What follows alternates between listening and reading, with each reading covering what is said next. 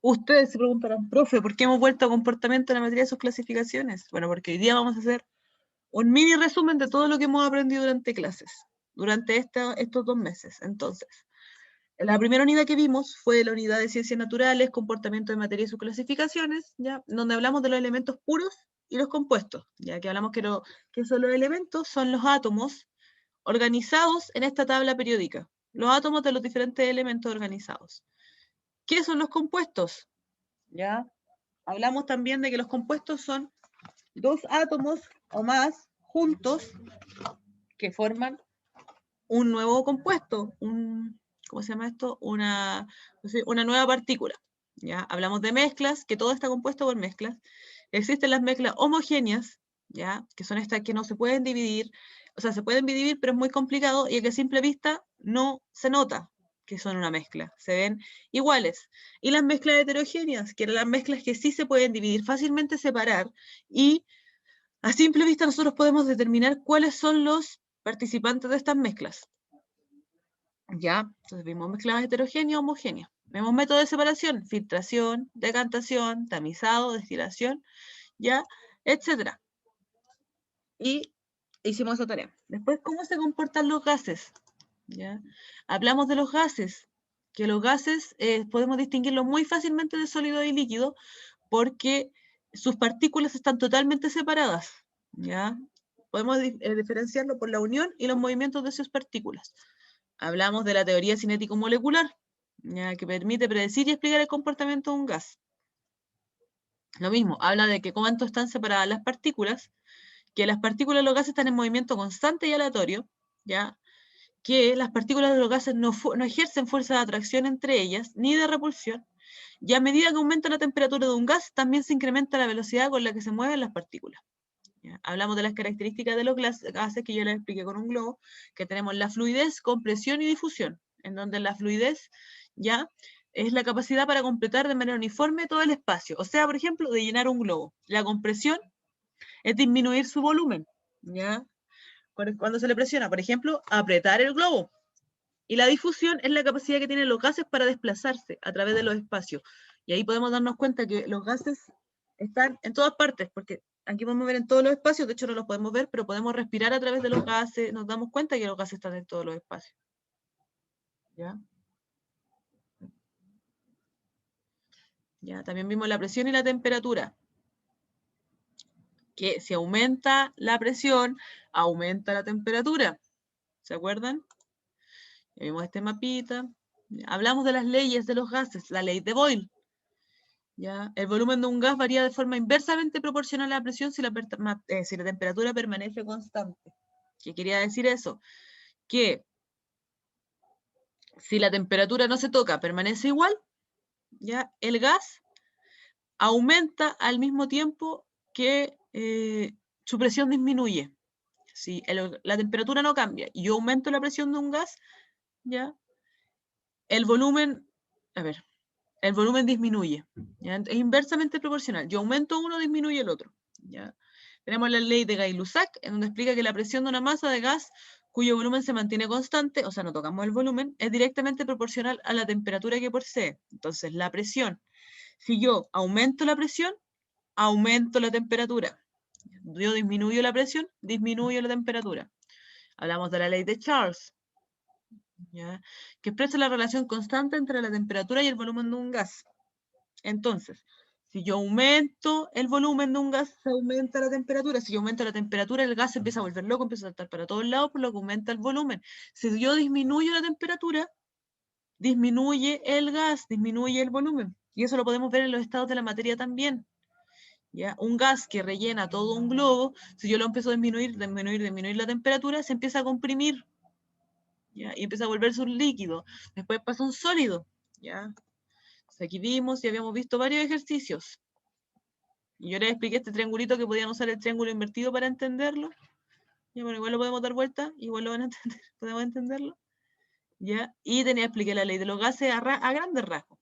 Que tenemos P por V, que es P de presión, V de volumen, número de moles por la constante de los moles, la constante de los gases, que es 0,082, ATM es litros mol por Kelvin, por temperatura.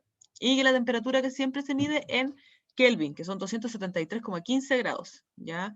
Y un par de videos e hicimos ejercicios sobre esto mismo, ¿verdad? Después de eso, uy, ahora se conectaron varios, muy bien. Después de eso nosotros entramos a ver fuerzas de la Tierra, ¿ya? Para los que llegaron recién, les vuelvo a comentar que estamos viendo un resumen de todo lo que vimos. ¿Ya? Ya, perfecto. Ahí aviso. Tenemos fuerzas de la Tierra, que son las fuerzas en general que se aplican, tanto hablando químicamente, físicamente, como también hablando naturalmente, se podría decir la palabra, cotidianamente, ¿ya? Ahí. Habíamos visto que es la fuerza, que la fuerza es lo que se manifiesta cuando los cuerpos interactúan y desaparecen, que la fuerza no se puede guardar, no se puede concentrar la fuerza, ¿ya? Que esta está asociada a la aceleración y la masa, ¿ya? Entonces le había puesto este meme, ¿ya? Una fuerza puede cambiar las características de otros elementos. Habíamos visto los tipos de fuerzas, que había muchos: fuerza de contacto, distancia, gravedad, fuerza magnética, roce, estática, dinámica de acción, de reacción, elástica, y la última no la veo, y de tensión. Habíamos visto que las fuerzas pueden cambiar, ¿ya? Las fuerzas pueden cambiar objetos, ¿ya? Cambiarlos de manera física. Muy difícil que las cambien de manera química, tenemos que aplicar mucha fuerza, mucha presión. Entonces podíamos observar cambios permanentes en un objeto, cambios físicos permanentes como en la lata que se doblaba y quedaba así. Cambios momentáneos en la forma de un objeto, que se estiraba como el elástico, que era la fuerza elástica, se estiraba y volvía a su posición, ¿ya? Y hemos visto que también puede cambiar la trayectoria, como veíamos que el autito iba avanzando, le aplicaban un poquito de fuerza y el autito avanzaba hacia otro lado, ¿ya? Y cambia la rapidez de un objeto que está inerte, o sea, que no se mueve, que está aquí, que está paradito, le pegamos, le aplicamos fuerza y se empieza a mover, cambia la rapidez, ¿ya? Vimos tipos de fuerza, como la fuerza de roce, ¿ya? Que es aquella que impide el desplazamiento entre dos cuerpos, que hace que sea más difícil moverlo, que mientras nosotros tiramos para acá, la fuerza de roce tira para el otro lado, ¿ya? Vimos, ay, me devolví, ya determinamos la fuerza de roce, que este es el coeficiente de roce, fuerza normal, fuerza de roce, es muy fácil. La fuerza gravitacional, que es la fuerza que nos permite estar en la Tierra, que nos permite mantener los pies en la Tierra, ¿ya? Que siempre es 9,8 metros por segundo, metros dividido en segundo al cuadrado, siempre, eso no cambia. ¿Ya? Y si cambia, es para solamente hacer un poquito más fácil el ejercicio, puede cambiar hasta 10 metros por segundo al cuadrado, pero es lo mismo, ¿ya? La fuerza entonces que ejercen los cuerpos, los grandes cuerpos, para atraer cuerpos más pequeños, como por ejemplo nosotros, que estemos pegados a la Tierra y no estemos flotando, que la Luna esté cerca de la Tierra y tenga un orbital, ¿ya? Tenemos fuerza elástica o restauradoras, que es lo que habíamos hablado, que eran estas, en donde nosotros, ay, mi mouse, aplicábamos presión, aplicábamos fuerza y volvían a extenderse, liberarse, ¿ya? Que a menos que aplicáramos una fuerza tan contundente que lo deformara, siempre iba a volver a, pum, estirarse otra vez, ¿ya? Y esta era la ley de Hooke, ¿ya no? Ah, no lo puse. Ah, sí.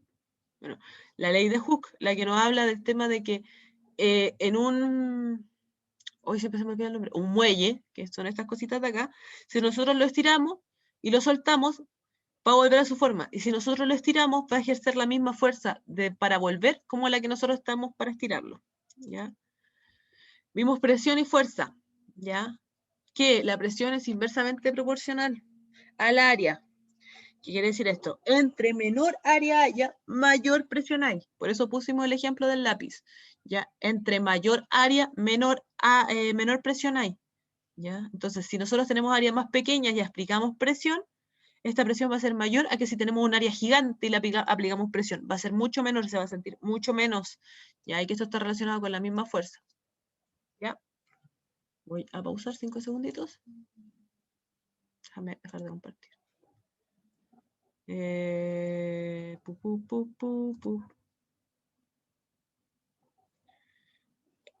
Deme un segundito. Ya. Ay, espera. Se me perdieron. Ahí está. ¿Dónde están ustedes? Acá están. Ya. Se me habían perdido. Luego seguimos viendo, ya, la presión. Ya, la presión en sólido, en líquido y en gases. Ya. que habían diferentes tipos de presiones porque habían diferentes tipos de densidades. En el sólido la presión depende de la relación entre la fuerza aplicada y el área, eso lo vimos.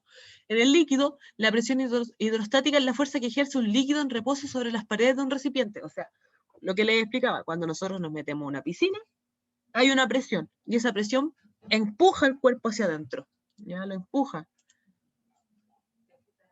Ya, pero si lo vamos a ver ahora, si estoy haciéndole un resumen. ¿Qué me hacen esto? Ya. ¿Más presión? ¿Ah? ¿Entre más hondo, más presión? Sí. De hecho, por eso hay un síndrome que se llama síndrome del buzo, creo que como están hasta tan bajo, a veces submarinos, cosas así, tienen que descomprimirse, o sea, volver a la tierra lentamente, lentamente, porque si lo hacen muy rápido por la presión que hay debajo del mar, ¿cómo se llama? Estos buzos pueden generar una explosión interna de su cuerpo. Búsquenlo. Es como se llama, como... lo voy a buscar y se lo voy a mostrar, ¿ya? Se lo voy a mostrar ahora un ratito, ¿ya? Esta presión depende de la densidad del líquido y de la profundidad. Creo que se llama el mal del buzo, una cosa así, el mal del submarino, una cosa así. Y la presión de los gases, ¿ya? En donde podemos ejercer presión, ¿ya? No tiene forma definida y todo su entorno genera presión para contenerlo si está dentro de un contenedor. Teníamos el empuje, ya que es la fuerza que hacemos nosotros sobre un fluido, ¿ya? Ya les decía la comparación con la puerta, cuando vamos a abrir una puerta que tenemos que empujar, ya, eso es empuje, aplicamos una fuerza sobre un sólido o sobre un cuerpo, ¿ya? Y teníamos las fuerzas de la Tierra, en donde hablábamos de que la Tierra tiene capas y hasta al mismo tiempo tiene sus propias fuerzas, tiene cambios, ¿verdad? Como la teoría de las tectónicas de placas, en donde habla de que la Tierra va cambiando su forma constantemente porque las placas se van moviendo, ¿ya? Hemos hablado de la formación de nueva corteza, roce entre placas, ¿ya? Choque de dos placas continentales que podían formar montañas, se hunde, se arruga y se forma montañas, ¿ya? Choque entre una placa oceánica y una placa continental, pum, que baja la placa oceánica y se monta la placa continental. Choque de dos placas oceánicas, ¿ya? En donde pueden aparecer cerros, o por el movimiento pueden aparecer volcanes, ¿ya? Y hablamos de que en Chile también hay volcanes, que hay muchos volcanes, y que Chile se encuentra aquí, ahí, mouse desapareció, aquí, entre el 7 y el 5, entre la placa del Caribe, el 7, estoy bien,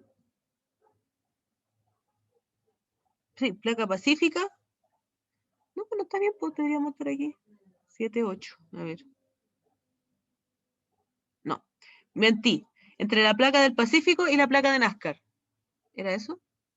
No, discúlpenme, ya, placa sudamericana, perdón, la placa sudamericana y la placa de Nazca, ahí está, placa sudamericana y placa de Nazca, que estábamos entre esas dos placas, y por eso nosotros teníamos tantos temblores, tantos terremotos, tantos sismos, volcanes, etcétera, etcétera, ¿ya? Entonces vimos lo que era un volcán, que era el desprendimiento de la magma, de la lava, del núcleo hacia el exterior, ya que se puede dar por un orificio en la Tierra, que esto se puede dar por un solapamiento de una capa terrestre sobre otra, ya que tenemos volcanes diferentes, de extinción, inactivos y en actividad. ¿Ya? Y que la diferencia entre magma es que la magma se encuentra dentro de la Tierra y cuando sale se vuelve lava. Ya eso habíamos visto las diferencias. También vimos el tema de los terremotos en Chile, que acá en Chile hay muchos terremotos, pues somos un país sísmico, por lo mismo, porque estamos entre medio de dos placas y también estamos sobre el cinturón de fuego, que es un cinturón lleno de volcanes. Ya que vimos esto que es un terremoto, ya que tenemos dos tipos de escala para medir esto. Escala Richter, que es una escala medible, porque se mide con un sismógrafo, ya que va del 3,5 al 8 hacia arriba. Y la escala Mercalli, que la escala Mercalli ya es una visualización más subjetiva. Es como se caen ciertas cosas, se mueve de cierta forma la Tierra, ya que es más subjetiva.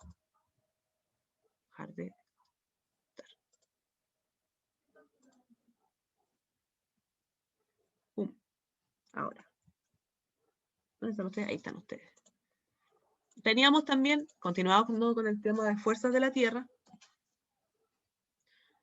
Ya les muestro un videito. Hablamos de los tipos de climas y tiempo, la diferencia entre tiempo y clima, que el tiempo atmosférico varía y evoluciona, mientras que el clima permanece relativamente constante, relativamente estable, ya que es muy difícil que el clima cambie. ¿Ya? Uy, ya habíamos visto lo mismo, circulación, relieve, aquí está el pequeño resumen. Este es un pequeño resumen de todo lo que vimos en esta clase. Entonces, habíamos hablado de los factores del clima, la latitud. Chile continental está ubicado entre los paralelos 17,5 y 56 de latitud sur. Esto afecta en una gran forma el aporte calórico en una superficie por el ángulo incidente de los rayos solares. Y lo podíamos ver acá, por la latitud que nosotros teníamos, que llega por acá, creo que puse otra imagen ahí, sí, aquí está. Como llegan los rayos solares, también nos llegan a nosotros aquí. De hecho, a nosotros nos llega el trópico de Cáncer, no alcanzamos a llegar al Ecuador. ¿Ya? No sé si se dan cuenta y se los mencioné, nosotros teníamos los diferentes climas a lo largo del país, teníamos muchos climas. Teníamos muchos climas y podíamos, Chile al ser tan extenso, podíamos disfrutarlos de todos. ¿Ya? Factores de clima, también teníamos la altura, que a mayor altura, mucha altura, hay menor temperatura para acercarnos más a la atmósfera, ¿ya? Pero también podía ser un poquito más de calor, porque nos acercamos más a la radiación, ¿ya? Y teníamos el ejemplo de las cordilleras, que están todas nevadas, que dice, a mayor altura, menor temperatura. La expansión y el posterior enfriamiento del aire al ascender y encontrarse con presiones cada vez menores hacen disminuir la temperatura. Vimos la influencia marítima, que el mar también puede crear sus propios microclimas, ya que el mar enfría, ¿ya? Y se calienta más lento. Entonces, por lo mismo, hay una variación de temperatura menor, no se nota tanto el cambio entre frío y calor, y siempre está húmedo por la humedad de la temperatura, la humedad del ambiente. Ya las circulaciones oceánicas, que eran grandes masas de agua en el océano producidas principalmente por la radiación solar, la rotación de la Tierra y los vientos. Vimos el relieve de nuevo, que eso también es un factor climático, que yo les explicaba que gracias a eso nosotros no recibíamos muchas de las tormentas o cosas que llegaban de Argentina, porque la cordillera era una barrera geográfica, era un relieve geográfico que permitía romper estas nubes, estas tormentas, que no pasaran y otras pasaran, igual que muchas enfermedades. ¿Ya? Hablamos de Chile, hablamos de los componentes del clima, que teníamos humedad, temperatura, presión atmosférica, precipitaciones, viento y la radiación solar. Si se dan cuenta, esto no cambia mucho. Las temperaturas cambian, la humedad más o menos, pero son componentes del clima. Esto define un clima. ¿Ya? Vimos la rotación y traslación de la Tierra, lo mismo, que por eso nosotros podíamos entender cómo llegaba el Sol a la Tierra, cómo atravesaba los rayos solares la Tierra y teníamos más calor en algún tiempo, más frío en otro. ¿Ya? Vimos los diferentes climas que se encuentran en Chile. Que fueron hartos, que lo vimos todos, ¿se acuerdan? Y no habían pingüinitos. ¿Ya? Y que va lo mismo. Si ustedes se dan cuenta, Chile tiene casi todos los climas. Que tenemos clima desértico, clima mediterráneo, clima oceánico, clima polar. No solamente nos falta como el tropical, ya clima de alta montaña también tenemos aquí en medio por el tema de la cordillera de los Andes. ¿Ya? Y vimos la síntesis de fuerzas de la Tierra. ¿Ya? Y por último vimos organismos y barreras defensivas del cuerpo humano. ¿Ya? Por último, que fue lo último que estábamos viendo y que por eso estábamos viendo la animación, que la vamos a terminar de ver hoy día el primer capítulo, disculpen si me demoré, ¿ya? Donde hablábamos que teníamos microorganismos, que eran organismos que se podían ver a través del microscopio, si no, no se podían ver, era muy difícil que se pudieran ver, ¿ya?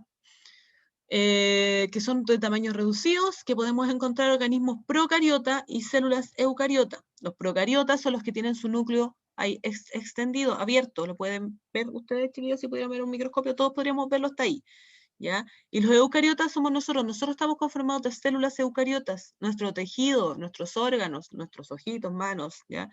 Está todo formado de células eucariotas, ¿ya? Que tienen el núcleo guardadito, concentrado, escondido. Ya habíamos visto los virus, que son los los microbios más básicos y solamente se pueden percibir por microscopios eléctricos, que yo les explicaban que los virus no estaban vivos, que se conformaban por una proteína, por una cápsula, o capsoide, ¿ya? Y el cuerpito, y los receptores, que dice. ¿Ya? Que vimos el virus del coronavirus, que era esta de acá, esta cosa fea que está acá, que está atacando. ¿Ya? La diferencia entre gripe y resfriado, ¿ya? Que es la gripe, ambos son virus, pero atacan de diferente manera, y era para que no se confundieran. También vimos las algas cianoficeas. ¡Oh, qué terrible! Ya que se tratarían de bacterias de gran tamaño y se caracterizan por hacer fotosíntesis, ¿ya? Entonces son autótrofas, se alimentan a sí mismas a través de calor y energía química. Generan, a través de elementos inorgánicos, generan energía, ¿ya? Y liberan oxígeno. Y aquí podríamos ver algunas, ya que son verdecitas y son bien bonitas.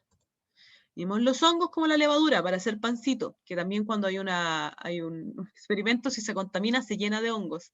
Y estos son los hongos de la levadura. Ya también le hablé del kefir o el yogur de pajaritos, que era un cultivo de hongos para generar una leche o un tipo de sustancia. Tenemos los protistas, ya, que son microbios unicelulares eucariotas de gran volumen, ya, que están aquí. Que yo les decía también que eran muy bonitos, que se mueven, que este lo habíamos visto en una gota de agua. Y ustedes dijeron, uy, profe, una gota de agua. Después tenemos las bacterias y arqueas, ¿ya? Que yo les había explicado que son como primas, porque vienen de un ancestro en común, igual que las eucariotas, ¿ya? Y son procariotas y eucariotas, y son los microbios más simples. Podríamos verlo aquí, ¿ya? Arqueas, bacterias, y que son muy bonitas también. Ya había mostrado este árbol filogenético, en donde explicamos que había un ancestro en común, y de aquí empezaban a separarse los diferentes reinos, y que teníamos bacterias, arqueas y eucarias. Nosotros estamos en las eucarias, y las bacterias estaban en las bacterias, claramente, y las arqueas estaban en las arqueas, que son otro tipo de microorganismos. ¿Ya? Las clasificaciones de algunas bacterias, que tenemos los cocos, los diplocos, diploco encapsulado, estreptococo, estafilococo, que tiene esta forma como de racimo de uva. Tenemos el cocobacillus, el bacilo, la emparizada, que son muchos bacilos puestos al lado uno de otro. Y los espirilos, ya que tenemos el vibrio, la coma, filamento, la hélice, el bastón, sacacorcho, espiroqueta, que esto dependía de la forma que tenía cada espirilo. ¿Ya? Hablamos de la bacteria, que podemos encontrar muchas bacterias en la boca, y también nosotros teníamos bacterias en nuestro interior y en nuestro cerebro, microbios que nos protegían normalmente, que no nos hacían daño y nos protegían. Y que también los consumíamos a través del pan, del yogur, del queso, ya, de la cerveza, el vino, los mayores de edad, sus papás. Entonces, también son alimentos que están con hongos y bacterias o producidos a través de los hongos y las bacterias, y que no hacen daño, ¿ya? Esto que se los quería explicar, pero no se los puedo explicar porque no sé por qué lo puse ahí y después no lo cambié, ¿ya? Pero lo que quería explicar a través de esto era que a través de que va pasando la vida, ustedes generan más o menos linfocitos, glóbulos blancos. ¿Qué quiero decir con esto? Glóbulos que protegen el cuerpo, que los vimos. Entonces, cuando ustedes son niños, como su edad, generan muchos glóbulos blancos. Por eso sienten que son como invencibles, nada les pega, ninguna enfermedad, nada. Mientras que vamos creciendo, empezamos a generar menos. Por eso cuando ustedes se dan cuenta que tienen abuelos o papás que son más mayores, se enferman muy rápido, caen en cama o se les notan más los resfríos que una persona que cuando es un niño, ya que no se nota. Ya, esto es por el movimiento de los linfocitos que se van generando más o menos dependiendo de la etapa de la vida en la que estén. Y aquí hablamos de las enfermedades estomacales, que yo les decía que no hay que ir a comprar, o sea, que hay que ir a comprar sopaipilla donde la tía, pero siempre teniendo cuidado de que la tía se lave las manos, de que ojalá que otra persona que vaya a comprar no tenga las manos sucias, ya por el Escherichia coli, que se puede transmitir a través de contaminación fecal de alimentos, ya, y del agua, que esto afecta al estómago, que da indigestión, da vómitos, dolores, y puede generar más problemas. Y vimos el sistema inmunológico, ya que teníamos diferentes tipos de barreras. Y les expliqué el tema de los antibióticos, que ustedes no pueden llegar y consumir cualquier cosa así porque oye, la vecina dijo que te tomara ahí este antibiótico que te va a servir, porque depende. El antibiótico, como dice su palabra, antibiótico, ya es para algo vivo, va contra las bacterias y los protozoos. El antimicótico va contra los hongos, ¿ya? Y los antivirales, anti los virus. Ustedes no pueden llegar y tomar un antiviral para protegerse de una bacteria. Si el antiviral va contra un virus, no le va a hacer nada a la bacteria. De hecho, hasta puede que potencie otros problemas, ¿ya? Siempre bajo receta médica. Entonces, tenemos diferentes barreras para defender nuestro cuerpo, ¿ya? Y así también diferentes componentes, como las amígdalas, ¿ya? Que tiene con células defensivas, el timo, que nos hacen madurar los linfocitos T, que ya los vimos. Los ganglios linfáticos, aquí, donde pueden entrar en contacto células defensivas, el vaso, ¿ya? Que se almacena en los linfocitos, y la médula ósea, de los huesos largos, siempre médula ósea de los huesos largos, donde se producen los leucocitos, ¿ya? Vimos que existen 3 barreras en el sistema inmune: barrera primaria, secundaria y terciaria. En la barrera primaria tenemos la piel, la dermis, ¿ya? La epidermis, dermis e hipodermis, que esta nos protege y que permite que nada entre, nada nos toque. Lo mismo con el sudor, que permite regular las temperaturas y permite que nada entre. Es una barrera química, no deja que nada entre, y que si hay algo empieza a botarlo, empieza a degradarlo. Tenemos la mucosa de las lágrimas, ¿ya? Que en todo nuestro cuerpo hay mucosa para protegernos, que impide que los microorganismos entren en los órganos, y las lágrimas, que tienen lisosimas, que son unas enzimas que evitan que los organismos se desarrollen, ¿ya? Tenemos flora bacteriana y saliva, que yo lo que les decía, que estamos rodeados por bacterias de igual manera, y virus, no, bacterias más que otra cosa. Pues es flora bacteriana, de bacterias que nos protegen de otras bacterias, de otros virus, impidiéndoles el paso. Y la saliva, que también degrada cualquier posible enfermedad, cualquier posible patógeno malo para el cuerpo. Como la barrera secundaria, en donde podemos encontrar a los fagocitos y los monocitos, ¿ya? Que como dice la palabra, fagocitan, se comen a otras células que están infectadas, ¿ya? Y los monocitos, que se encargan de ir al torrente sanguíneo y a los tejidos que están rotos, ¿ya? A reparar. Los macrófagos, que también se comen a las bacterias y a las células, ¿ya? Las células asesinas, que matan, van a matar, atacan, les marcan un punto, ¡pum!, matan a esa célula, ¿ya? Y los granulocitos, que reaccionan a infecciones, ¿ya? Aquí podíamos ver las diferencias entre neutrófilo, eosinófilo y basófilo, que son granulocitos para diferentes tipos de infecciones, o atacan los tres en realidad. Ya aquí le había mostrado esto, que teníamos células madre que generan diferentes glóbulos, diferentes partes defensivas del cuerpo. Si los linfocitos rojos, o sea, los glóbulos rojos, que se encargan de mover el oxígeno, las plaquetas, que se encargan de la coagulación, de cerrar las heridas, y después tenemos los glóbulos blancos, que se encargan de toda la defensa del cuerpo, chiquillos, toda, ¿ya? Los eosinófilos, los neutrófilos, basófilos, los linfocitos T, linfocitos T, B, linfocitos citílicos naturales, ¿ya? Que habíamos visto los macrófagos, que se comen a las células malas, ¿ya? Los neutrófilos, ¿ya?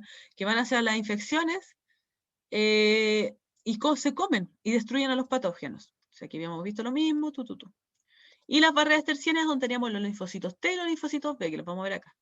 ¿Dónde están? Acá, ¿ya? Bueno, lo vamos a explicar acá más rápido. Ya, los linfocitos T, ¿ya? Que actúan directamente en el agente patógeno y no generan antígenos, no generan memoria, mientras que los leucocitos B sí generan memoria, ¿ya? Atacan y generan memoria, generan estos antígenos para avisar a otras Sí, células. usted había dicho que como que lo ponían delante de ellos para que las otras células lo vieran, que ese era como el virus. Exacto.